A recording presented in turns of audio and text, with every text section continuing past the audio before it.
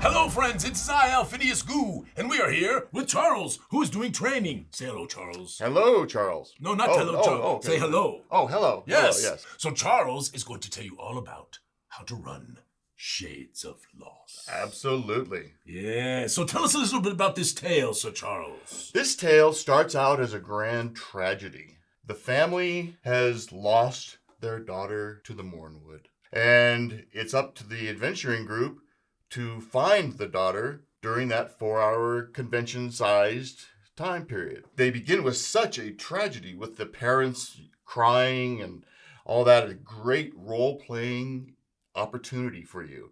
If your group is into role-playing, this is the chance for you to really shine. If the group is more into the adventuring and they want to get moving on, you can abbreviate this. However, this does give you a great opportunity with all the traveling troupe and the parents to really get into a little bit of fun with the role-playing. So tell us about the tale all the way through. So start it from the beginning and let's walk it all the way through. So what happens at the beginning? The group, your group, will be traveling through the Mornwood. They will encounter the Banhalder Company, led by Gilderstaff Banhalder. Mm-hmm. And they are in the middle of a, like I said before, a little bit of a tragedy. They've lost their youngest member.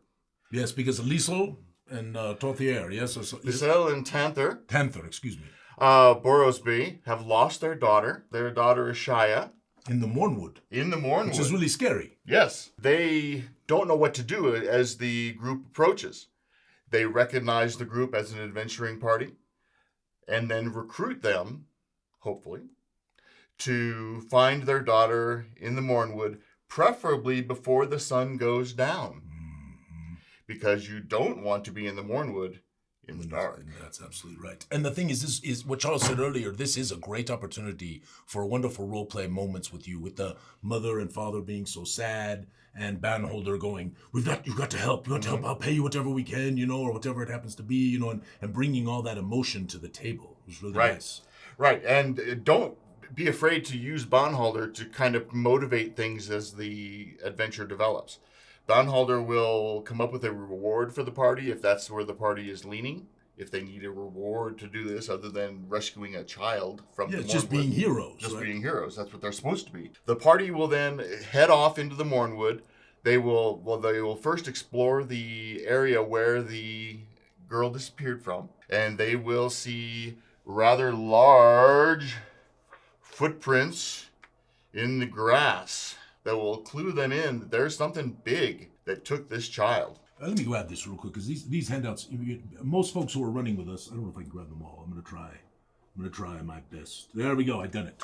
So most people who have run our stuff know, but many people do not know that we have all these wonderful handouts. So there is the family right there, right? And right, so the grieving family, yes. And be able to show that. After they meet the family and do some role-playing with them, they will then go to the location where Shia disappeared. They will find out that there's something big that took Shia. During this time, you will be able to introduce the ghostly revenant, who is a ghost of a child who's been lost in the Mornwood herself. She's been lost so long she doesn't recall her name. Again, the role-playing thing is wonderful, and you can really bring it to the table with her as well. Mm-hmm. So tell us a little bit about her, the ghost girl. The ghost girl, and again, nobody has a name for her. She doesn't recall her name. She's been gone and dead so long that she does not recall her name. She will encourage the party using gestures and some minor abilities to move things and stuff like that. Encourage the party to lead them further into the Mornwood to get them to find Shia. So she is technically their guide, right? So yes, everyone understands, right? Yes. The ghost girl is the guide. I would not recommend, just my recommendation, I would not recommend that you have Shia with the party the whole time. Correct. She will fade in and fade out. And as the group finds things and sees she can look scared, right? She can look scared, big eyes, and then disappear, right. So you can add tension with her as well. Absolutely. She will also, and it's mentioned in the narrative, that she will also roll her eyes at things. She will also let the party know that maybe this isn't the most important thing. Maybe they're wasting their time doing some things, and maybe some things are very important. This is a great DM's tool to motivate the party, to slow them down, speed them up, whatever you need to do in your time period. So, all right. So what happens next? Next, they will go off into the Mornwood. They will probably encounter this disastrous scene. You know, I've said disaster, Mornwood, treacherous, you know, all sorts of bad stuff. But in general, this is actually a very fun, lighthearted adventure. Mm-hmm. It's a tragic comedy in many ways, Tragic right? comedy, It's yes. got a lot of tragedy and Right. comedic actions. Absolutely. And there's bad things, but they will find this camp, yes, and then when they Yes. And they find the camp. It's a total disaster. You'll find bodies and parts and parts is parts. Parts is parts. And part of what will happen is the party gets in here and starts, of course, looting, which is what most groups will start to do, is they will encounter the next group, the whites. They will be attacked by these, yes. And that will be a fairly significant combat. And again, here's where the ghost girl can kind of pop in, and if the group is taking too long by your, as the GM's perception, she can kind of, they joke about her stomping her foot or giving a gesture of come on. Going like this, or yeah, what are you doing? Really, or And rolling her eyes. This really doesn't give a lot of clue as to what happened to Shia, so she's going to try to move them along. One of the encounters that they will also really come across, fun. this is a fun encounter, but I want to throw out there that this can be deleted. Yes, correct. But I actually encourage you use this one.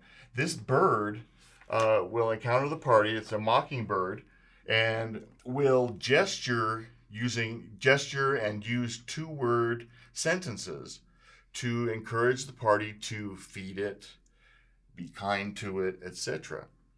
If you feed me, be nice, be nice. You suck. If you want to expand on this can be another great role-playing opportunity. This is also one that could be eliminated completely if you're running short on time. Again, I like it. I strive to include this.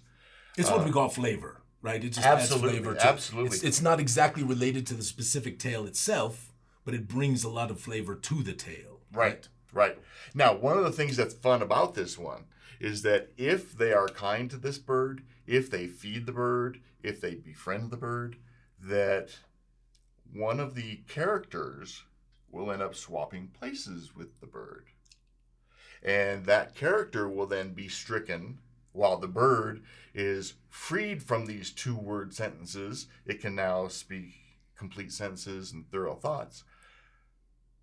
The character is now limited for the rest of the adventure to short phrases, 2-word sentences, and gestures. But they can fly. And they might be able to assist in other methods, right? Right, In other manners. right. And you could even drop a clue, perhaps, from the mockingbird when the character has been switched, if there is a clue to be had. Right? Something you want to drip out there. Yes. So it's an opportunity for you to do a lot of fun, different things. Absolutely necessary? No, but a lot of fun.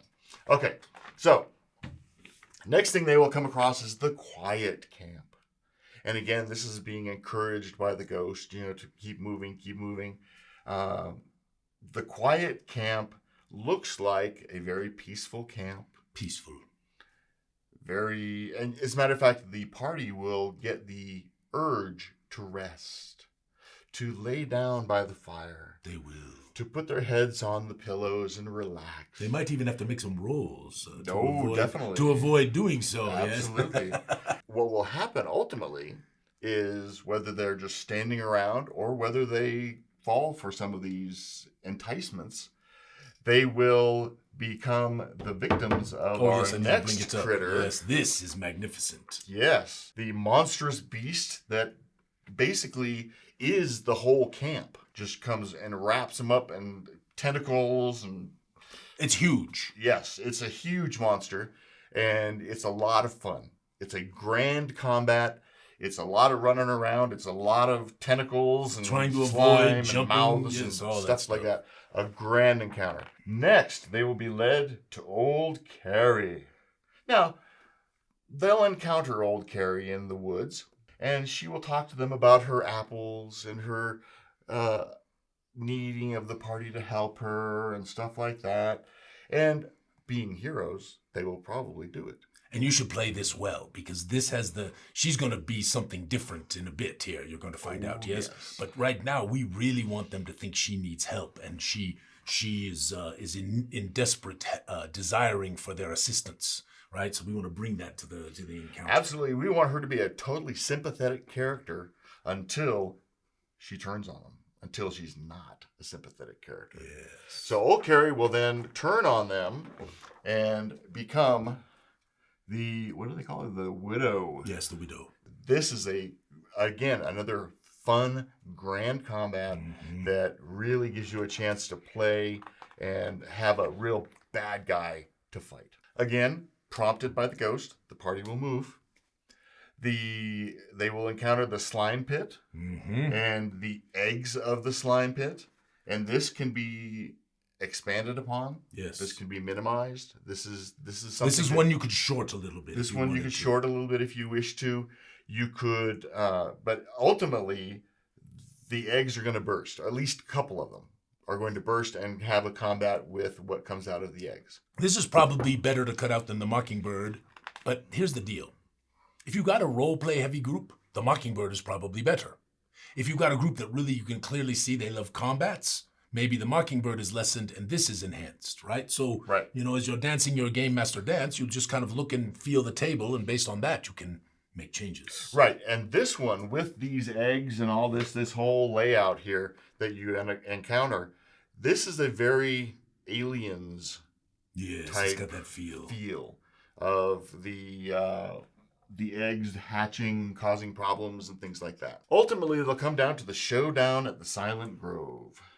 They will encounter the beautiful grove. Actually, it's for the Mornwood. It's actually a very nice little place. They will find a stump with Shia, and she will turn to them, and she will very quietly, but very emphatically, tell the party to run. And then the combat begins.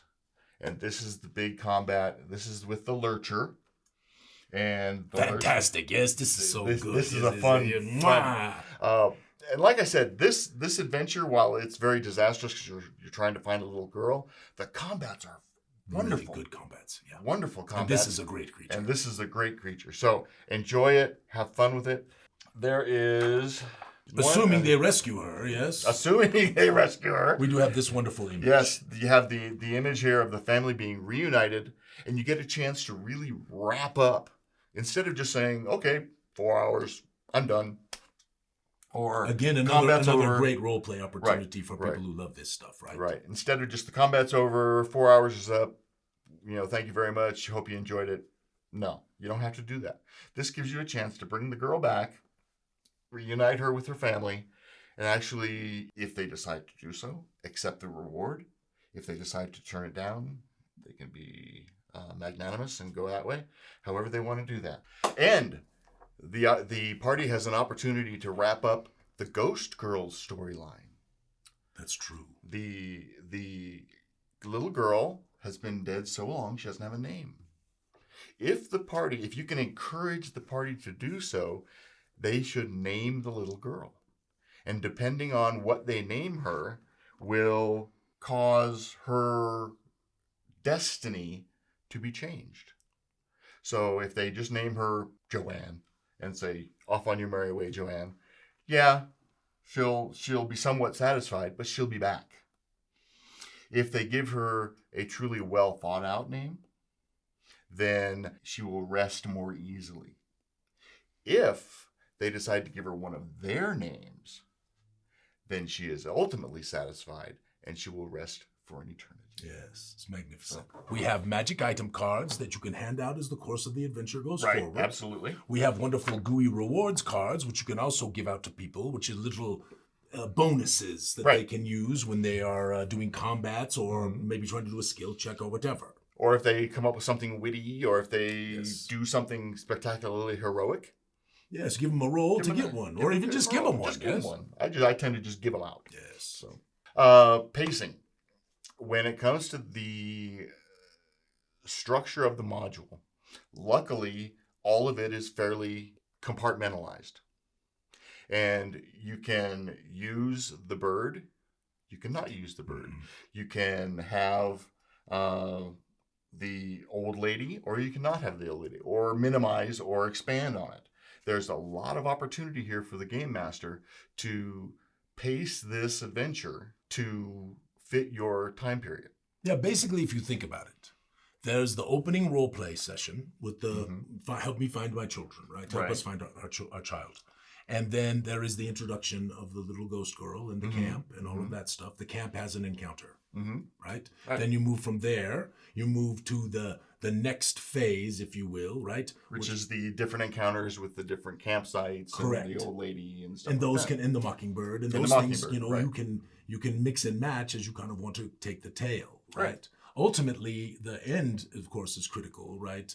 But you don't even have to use Old Carrie, but I would use Old Carrie. I would use Old Carrie if you can. She's a great chance for the party to befriend this poor lady and then get turned on. It's just a great chance to stab in the back. Yeah. As always, you will have two books. You will have the Game Master reference book. You will have the adventure book, and they are meant to be used side by side. So in the Game Master reference book right here, you have all the battle stats of the creatures, the things that are fighting and all of that stuff. And in here you have all of the tale where you can read about the encounter. You can paraphrase it, or you can read it out loud even if you wanted to. Yes. One thing that I would highly recommend is when preparing this is I took the recommendations of Gooey Cube. Read the adventure book first. Yes. Cover to cover. Just sit down and read it. It's a good read. It's a good read. It's a fun way to spend an afternoon. Then go back and sit down and keep your adventure book handy, and go through the monsters, the encounters, the battles, stuff like that. By the time you get that done, you'll have a pretty darn good idea of what you need to do. Always preparation matters. And I don't believe that it's just as easy to go in and just wing it, which is why Charles is telling you, give it a good read, take a few notes, and you will find that your game mastering is probably a little stronger. Absolutely. Absolutely.